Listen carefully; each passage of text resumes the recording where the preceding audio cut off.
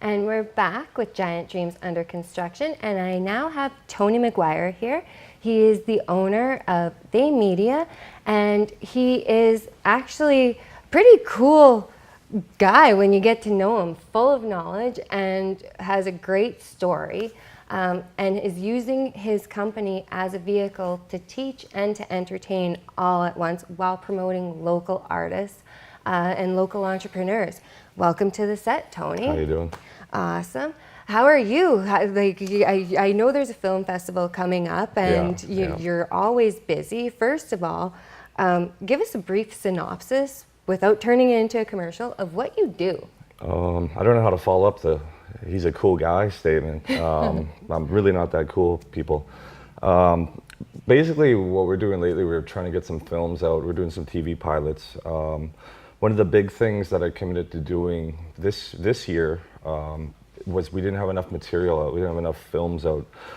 We had the skill, we had the abilities, we had the equipment, but we just didn't have material that we could show off to networks. And so, we talked to networks and they were interested, but we just didn't have that in place. So now we're getting that all out. We have a film that's been a year in production that we're getting out, which is absolutely terrifying, because after you work on something for a year, what if it sucks, right? Like, what if nobody wants to see it and they're just, oh, well, this took a year?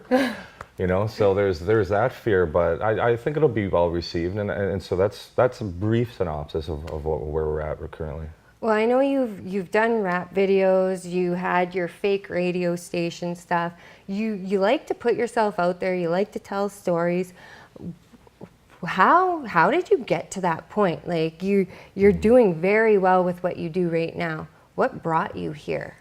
Well, one of the biggest things that I identified as a weakness within the Indigenous community was that there weren't enough speakers, and the people that were speaking, they kind of self-acclaimed themselves as I speak for everyone, but there just wasn't enough powerful voices. Like, my mother's a doctor; she teaches at Carleton, Dr. Patricia McGuire.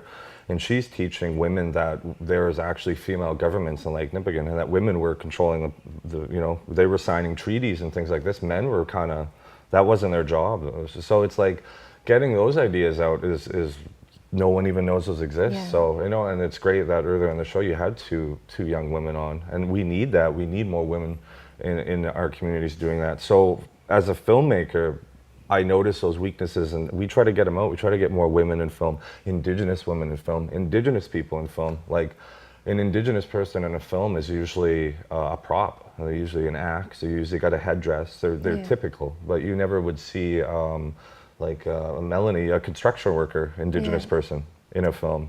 Very true. You know what I mean? Yeah. So that's the power that I have in filmmaking to do. I don't have that yet, because we're starting to get those films out. But it's our hope that maybe with enough people watching them, it'll be, well, as we say, it'll be cool to be Tonto again. All right, well, a Tonto. Tonto, Tonto, oh my gosh. Okay, so that's me not having good hearing from a construction site. Okay, so what are your biggest life lessons to date? Like, I know you've had, just like everybody else, we have our obstacles, we have our struggles, and then we learn things from them. Again, without focusing on any negative, what are the positives that you've pulled out of different parts of your life that help you be who you are? Well, I think one of the most important things for me was that we would do it ourselves. So we never got funding from a government agency, or we're all self-built. I think there's a public perception that, and I've heard this, and it's unfortunate that our company was built off of grants and stuff. We're not. We're fully private. We've been private from the inception. And so, the obstacles of that was it took longer than it had to. Like, if I had just gone and get grants. But it's one thing that the women in my family made me stubborn. They made me think I could do it no matter what. So, you learn those lessons from the people around you, especially from the women. The women in my family are so powerful. They get you to believe in something so greatly that, and I believe I can make a Hollywood level film. So, I mean, that's an obstacle, and that's how I've achieved it. I've had tons of help from family and friends. We have tons of supports in the community. Like, we're very spoiled in that way, and that, we're not making a lot of money as of yet. We pay our bills, but I mean, the next couple of years is going to get very interesting. You might see us starting, well, not me on TV, but my work on television and cinema. So you said actually before that you get nervous in this setting. However, you spend your life on sets really, Yeah. and you create sets of your own. But to sit here in this chair, it invokes that little bit of fear in you, right? The little bit of nervousness, and that's something that even I feel. So what are the tricks that you use? I saw you shaking it off. What other tricks would you recommend for people in any circumstance if they start to self-doubt or get a little bit nervous? I've always been a guy who plunges in. Like I don't like if I'm scared of something, I just go do it, and I just be nervous. I don't know how exactly this fear of speaking in front of people. I don't know where it came from. A lot of people are like, I can't believe you have a fear of that. You talk pretty good, but talk pretty good. That's awful English, by the way. But they say you talk well. They say you talk well, and I say, well, thank you, but they don't know that I'm very tense and some guard it in the way I speak. But I've been taught to speak by multiple generations. So I mean, I bring that and I just go, well, you only live once, and you have no choice but to do it. So I just plunge in and I'm not going to let the fear get the best of me. You let Nike's statement do it, I'll just do it, eh? Just do, yeah. All right, so Mr. Nike then, what is the message you would want to leave for youth or just our community in general that you want to be known for and that you want to resonate with people?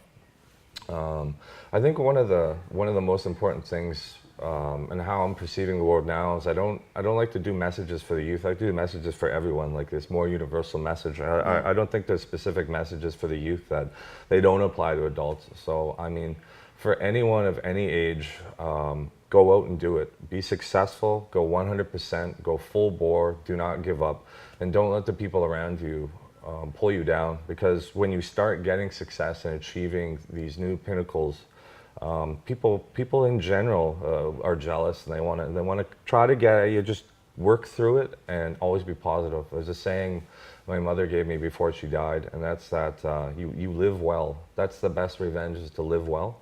Meaning you just live, you just be positive, you help people, and that's what makes people who are trying to bring you down. And I know that may be an Indigenous issue, but you live well, and then you're an example for the community. That's the most important thing. So we just try to do that every day.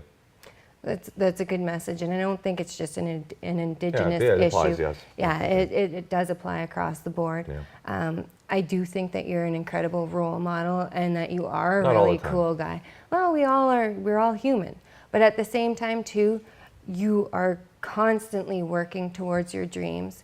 You're relentless and you're very resilient. Yeah. And I appreciate having you as a friend, and I appreciate the work that you do within our community of Thunder Bay and expanding across Ontario and Canada, really. Cool. So thank you so much for taking time out of your crazy schedule to come and hang out on our set.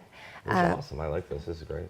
Well, and I'd like to thank you all for tuning in to Giant Dreams Under Construction, and we hope to see you again next week.